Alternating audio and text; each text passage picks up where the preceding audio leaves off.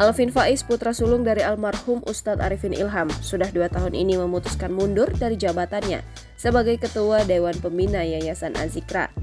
Sekiranya pada tahun 2021, Alvin Faiz mengumumkan pengunduran dirinya lewat media sosial Instagram miliknya. Kala itu, banyak polemik yang mengiringi pengunduran dirinya. Ketika kembali bertemu awak media, Alvin menuturkan bahwa ia memang ingin rehat dari kepengurusan Yayasan Az-Zikra dan belum tahu sampai kapan.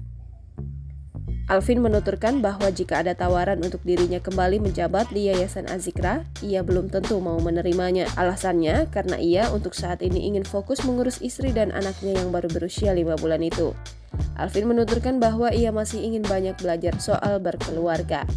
Alvin mengatakan jika nanti sudah tiba saatnya ia siap dan Az-Zikra sudah selesai dengan segala permasalahannya, maka dirinya berkemungkinan akan kembali menjabat di Yayasan Az-Zikra.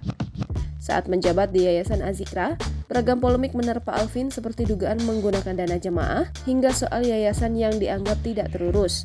Namun semua itu sudah dibantah oleh Alvin seiring dengan keputusannya untuk mundur.